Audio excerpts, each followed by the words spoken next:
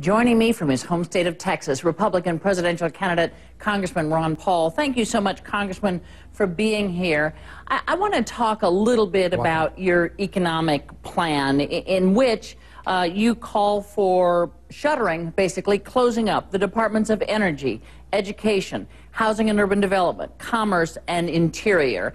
And you're proposing about $1 trillion in budget cuts. Now I want to show something to our audience that gives you an idea of Americans who are receiving government benefits. 48.5% of Americans live in households where someone receives a federal benefit.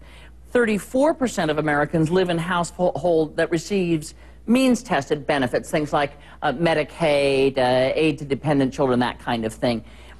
Do you, in a Paul administration, foresee that those numbers would come down? Because you're talking basically about half to. I'm sorry, go ahead. Well, yeah, they have to come down because the numbers you quote are obviously unsustainable.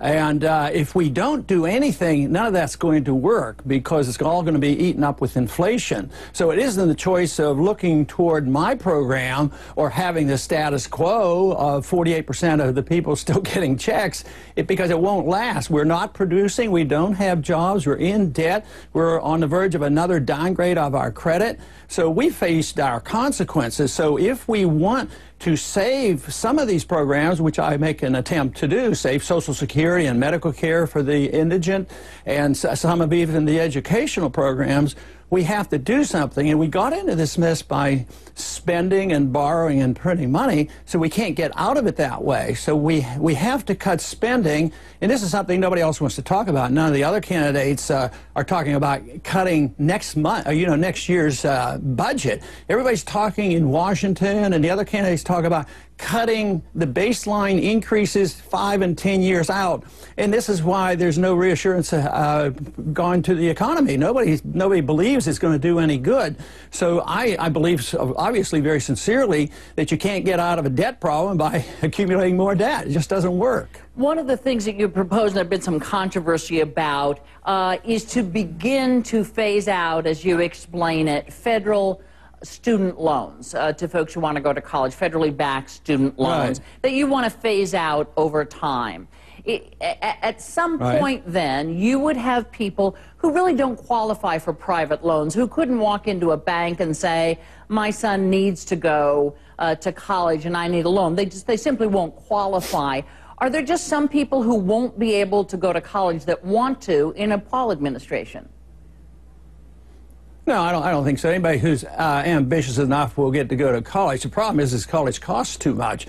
And with the good intentions of giving people houses at discount, it ends up with a housing bubble, and the people who are supposed to be helped, they lose their house. Same way with education. The attempt to help people in education, all you do is you don't get better education. You end up actually pushing the price of education up. So we've delivered now hundreds of thousands of students graduating with $1 trillion worth of debt and no jobs. So it's a totally failed policy. Only a generation ago, we didn't have government programs, and people worked their way through college, and I was able to get through medical school and college, but it wasn't so expensive. So it's the inflation, the problems of the government. As soon as the government gets involved for good intentions, there's always unintended consequences, and almost inevitably it backfires. And besides, let's say it did sort of work, and it does work for some people. Some people get an education at the expense of others. But why should people who are laborers who never get to go to college, why should they be taxed to send some of us through college? So it's not even a fair system when it works. But obviously it doesn't work, and that's why it's coming to an end. And now they have to talk about, well, what are we're going to have to bail out everybody, bail out the housings, and now bail out the student loans. But that's not the answer. The answer is looking toward the cause, and the cause is spending, debt, printing money, inflation, too much government, loss of confidence in the free market, loss of confidence in liberty is what it is. And where the responsibility is. The responsibility is on the individual and the family to take care of their needs, not the federal bureaucracy. It just doesn't work. But would you admit that there are people who need federal help? be it in education or be it in housing or food stamps, I mean, that kind of thing? Yeah, there's always some needs. The market isn't perfect, but instead of having $1 trillion worth of debt and a medical care system that's totally broke down, you would always have some needs. But that was in existence before 1965. But there was nobody out in the streets without medical care. Nobody out in the streets that were. There are more people under the bridges now than there were back then. And also, there were loans. People do loan, but even if they have difficulty. You know, sometimes it takes people 6 years to go through college, and sometimes it takes people 4 years. But back then, there were jobs available, but the whole thing was the cost was so much lower. So, yes, it will not be perfect, but what we have now is this catastrophic mistake where people have a pseudo-education and no jobs and all debt. I mean, we've indentured them, you know, for a long, long time to come. So we have to challenge the status quo on how we run our economy and run this country. Let me turn you to politics here. You've raised a bit of a stir because you have refused to flatly rule out a third-party bid. Now, I know the minute you say I'm running for, I might do a third-party bid, that kind of, dooms a Republican bid. But nonetheless, if there were a third-party bid, let's just say, as a hypothetical, wouldn't you see a third-party bid from the Republican side of the equation as something that would doom Republican chances? Well, I don't think it would doom it. It would cause a little bit of a problem. Remember, Ronald Reagan did quite well. And yeah, but Ronald Reagan did well with Anderson in it, and he still won rather easily. No, George H.W. Bush didn't do so well with Thoreau. Yeah, but that's okay. That's true. That's another example. But anyway. I have no intention of doing it. Nobody's particularly asked me to do it, and they know what I'm doing, and I have no plans whatsoever to do it.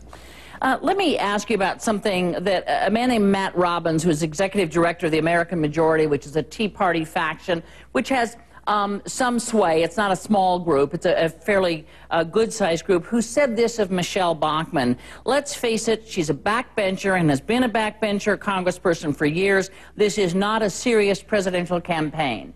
Do you agree with that?